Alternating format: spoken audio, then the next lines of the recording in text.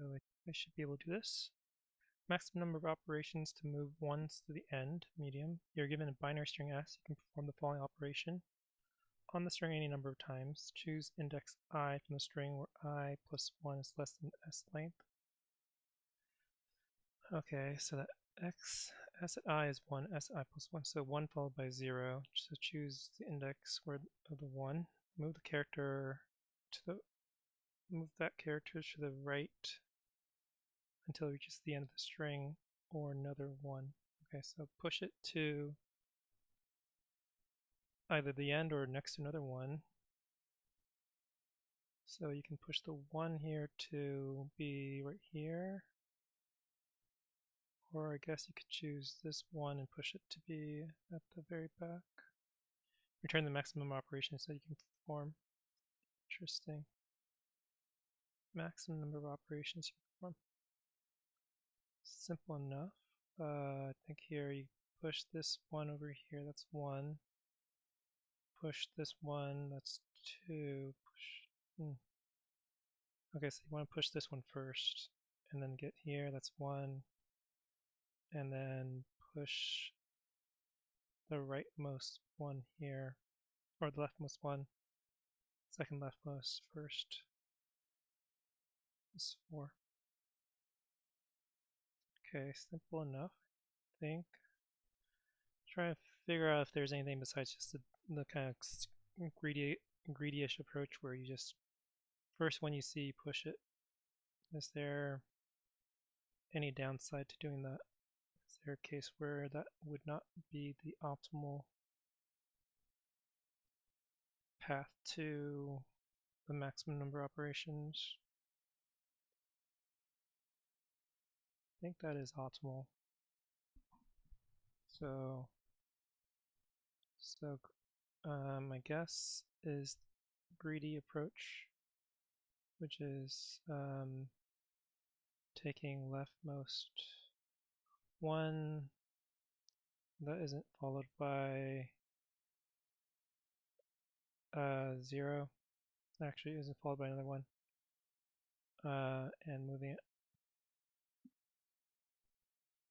each time. And what would be the count here? So this thing moves to this thing, and then that forms a set of 3 consecutive ones. And then when you move that, then those 3 ones would combine to be 3 there. And then that combines with the 1, and if there was like a final 0 here, then that'd be like 1 plus 3 plus 4. Okay, yeah, so you kind of just count the streaks. Count the streaks. Okay. Answer equals 0. Okay, let's say the current streak of 1s is 0. And then for every value in the array, if the value is 1, then I'm going to say streak plus equals 1. Else, if the value is 0, then what? If the value is 0, then it could be a streak of zeros, to be honest. So I probably do need to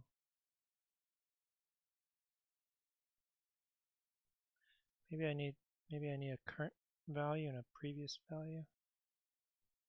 So if the current value is 1 and the previous value is 0, then you combine the previous streak to the current streak. So if the current value is 0, now the current value is 1, previous value is 0, then if I kept track of the previous streak, which is 3, that previous streak becomes the current streak. So I think I need a current streak and a previous streak. Is that right? Yeah, maybe I don't need the previous streak. I do need a previous value, I want to say.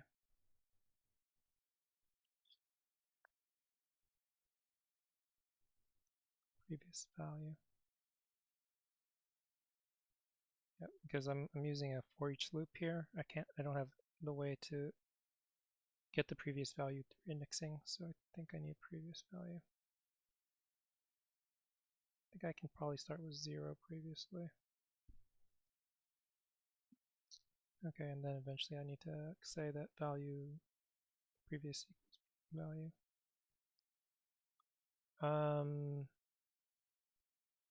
So if the current value is 1 and the previous value is 0, then combine streaks. Combine previous streak to current streak, kind of pushing ones before to here. So this would be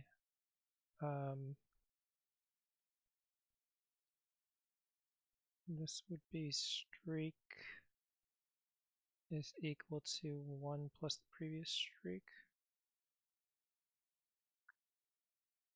I guess streak is equal to 1 plus streak increments. If I just kept the streak value, and I need to reset the streak value to 0 at some point now. I need to reset the streak value to 0 at some point. So streak is 0, streak becomes 1. What happens here? Streak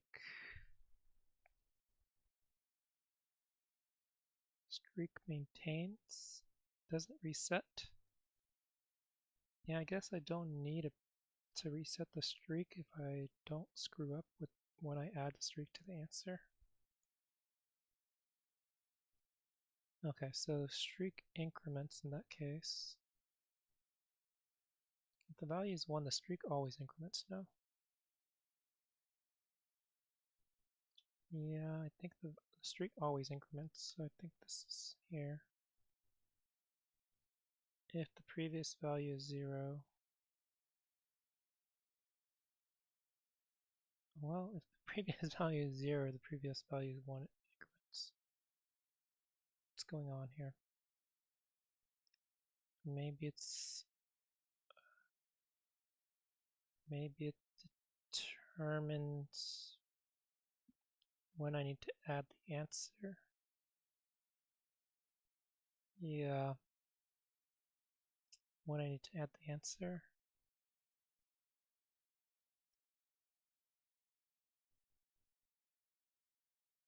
So if the value is 1, then the streak increments. So 1, streak is 1, streak is 1, streak is 1.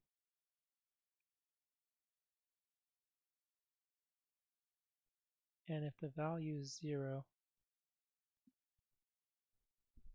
the value is 0 and the previous value is 1, then I add to the answer the current streak, because that means I could move it. Okay. Else if the previous value is 0, current value is 0, else if the current value is 0 and if the previous value is 1. No, previous value is 1 followed by 0, yeah, 1. Answer increments by the streak. Kind of an awkward, to say the least, an awkward way of phrasing this. I can't do an else if because, can I do an else if? Actually, I think I can. What am I doing?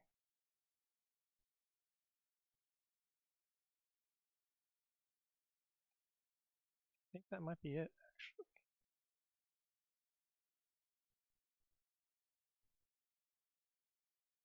Oh, whoops, I need to return answer.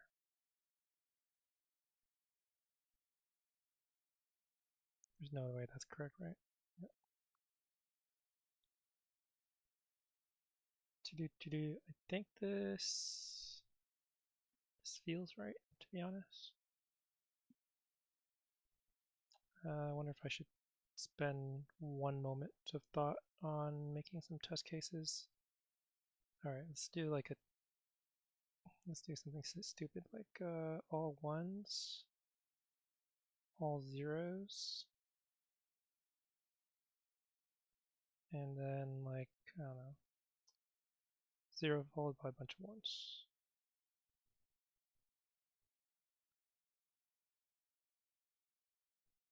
Okay.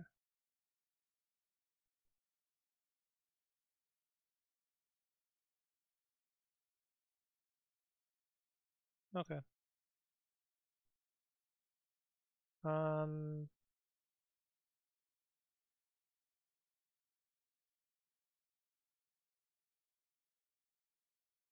there a faster way of doing this or a better way of logicking this? Answer 0, streak, current streak of ones. If it's 1, increment the streak. If it's not a 1, so that means it's a 0, and the previous value is a 1.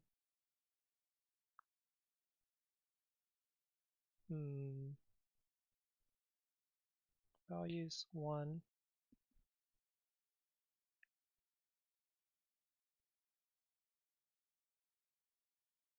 Previous value is 1. So values 0. I mean, I guess I could do an indexing here. Let's see how fast indexing would work rather than a for each loop. So for every index in range of n, if the s at this index is 1, else if the s at the index, this doesn't quite work because it doesn't work on, I would need to start at index 1 maybe. Yeah, I would work at index 1, otherwise I can't really reference the back end of this. Unless I append to the back of the string, but then that's just creating another string. It's not like a list where I can make a dummy entry.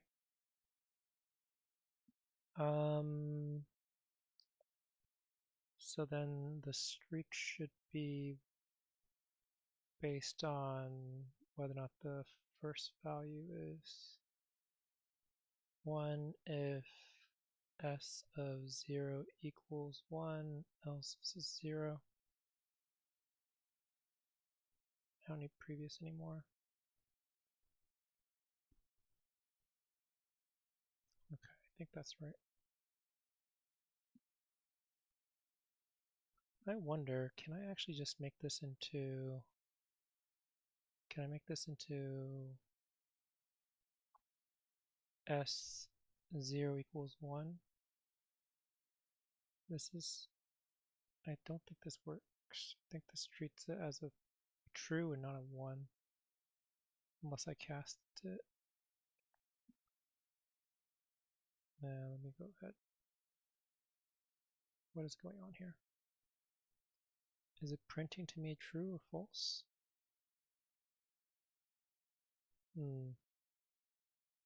It's printing true, but then I do 1 plus equals 1 and somehow that still works.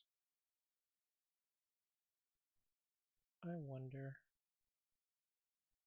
Well, let's see.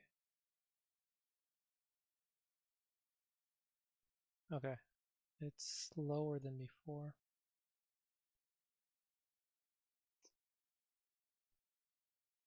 A few milliseconds slower. I wonder how you go faster than this. How would you go faster than this?